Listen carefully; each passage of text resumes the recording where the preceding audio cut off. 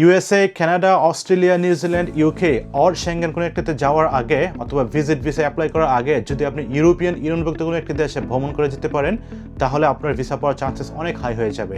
সেই কেসেসে আপনি কোন দেশটিকে ডিসাইড করবেন? অফকোর্স আপনি মলদোভাকে ডিসাইড করতে পারেন, কারণ ইউরোপিয়ান ইউনিয়নভুক্ত দেশের মধ্যে মলদোভা হচ্ছে একটি দেশ যেই দেশে বাংলাদেশে বসে ঘরে বসে কোনো এম্বাসি ফেস না করে অনলাইনের মাধ্যমে অ্যাপ্লিকেশনটি সাবমিট করে লঞ্চ করে আপনি ভিসাটি করে নিতে পারেন মাত্র 50 ইউরো দিয়ে।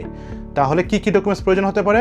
ডকুমেন্টসের মধ্যে সবচেয়ে ইম্পর্টেন্ট ডকুমেন্টস হচ্ছে আপনার একটি হোটেল বুকিং লাগবে, একটি এয়ার টিকিট বুকিং লাগবে, একটি ইন্স্যুরেন্স লাগবে, তার পাশাপাশি আপনার পাসপোর্ট লাগবে, 35x45 একটি ফটো প্রয়োজন হবে, যেটাকে আমরা পাসপোর্ট সাইজ ফটো বলে থাকি, এবং হচ্ছে আপনি ফিটা দেওয়ার জন্য আমরা যে একটা ক্রেডিট কার্ড অথবা ডেবিট কার্ড, সে কার্ডটা হলেই আপনি ঘরে বসে মাত্র আধা ঘন্টার মধ্যে 30 মিনিটের মধ্যেই অ্যাপ্লিকেশন ফর্মটি ফিল আপ করে অ্যাপ্লিকেশনটি লঞ্চ করে দিলে 5 ওয়ার্কিং ডেজের মধ্যে আপনার ভিসাটা চলে আসবে। তাহলে আপনি কেন এই সুযোগটি গ্রহণ করছেন না? যে কোনো সময় বাংলাদেশে পাসপোর্ট হোল্ডারদের জন্য এই অপরচুনিটিটি, এই সুযোগটি বন্ধ হয়ে যেতে পারে।